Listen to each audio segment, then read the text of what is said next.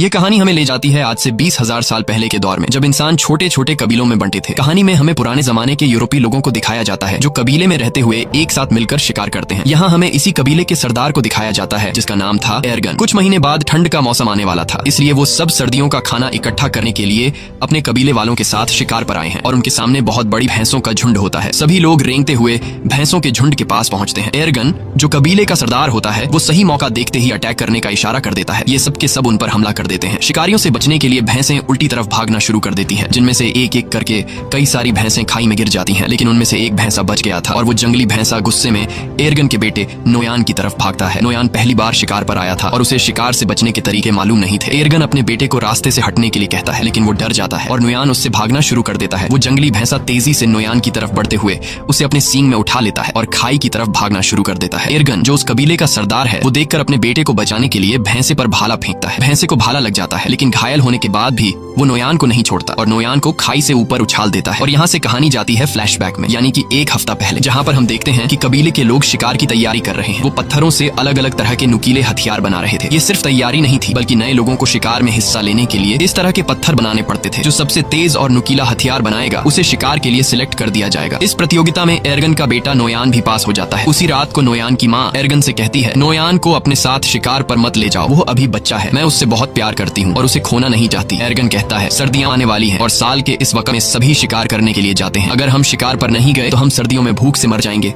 और नोयान को खुद को साबित करना होगा कि वो मेरा बेटा है। अगली सुबह सभी कबीले वाले शिकार के लिए निकल रहे होते हैं, लेकिन नोयान की माँ नोयान के लिए बेचैन हो रही थी कि कहीं मेरे बेटे को कुछ हो ना जाए। लेकिन एर्गन उसे तसल्ली देता है, तुम परेशान मत हो, नोयान को कुछ नहीं होगा। और वे सब शिकार पर निकल जाते हैं। थोड़ी दूर आगे जाने के बाद यहाँ पर एक दूसरा कबीला भी आता है जो उन्हीं की तरह शिकार करने के लिए निकला है ताकि सर्दियों के लिए खाना इकट्ठा कर सके। बहुत लंबा सफर तय करने के बाद वो सब एक पत्थर के ढांचे तक पहुंचते हैं जो कभी उनके पूर्वजों ने बनाया था। ये सफर बहुत खतरनाक होता है। इस सफर में उनके कई पूर्वजों ने अपनी जान गंवाई है, इसीलिए उन्होंने पूर्वजों की याद में यह पत्थर का ढांचा बनाया होता है। आगे चलने के बाद उन्हें एक जंगली सुअर दिखता है जिसे वो भाले से घायल कर देते हैं। एर्गन अपने बेटे नोयान से कहता है कि तुम इसे मारोगे, लेकिन नोयान ने पहले कभी शिकार नहीं किया था। वो इसे देखकर घबरा जाता है और नोयान उसकी जान नहीं लेता, इसलिए एर्गन उसके हाथ से पत्थर का खंजर छीनकर जंगली सुअर को मार देता है। और उसके बाद एर्गन अपने बेटे से कहता है, तुम इतने कायर निकलोगे, ऐसा मैंने कभी नहीं सोचा था। यहाँ सिर्फ ताकतवर जिंदा रह सकते हैं, यही जंगल का कानून है। रात के अंधेरे में जब ये सब अपने शिकार को खा रहे होते हैं तभी कुछ अजीब सी आवाजें सुनाई देने लगती हैं, जिससे एर्गन सभी को होशियार रहने को कहता है। तभी वहाँ अचानक एक शेर आता है और उनमें से एक लड़के को उठाकर ले जाता है। अगली सुबह वो उस लड़के की याद में एक छोटी सी समाधि बनाते हैं और शिकार की तलाश में आगे का सफर तय करते हैं। लेकिन कई मीलों का सफर तय करने के बाद भी उन्हें कोई शिकार नहीं मिलता। पूरा दिन चलने के बाद रात को ये सब एक गुफा में रहने का फैसला करते हैं, जहाँ एर्गन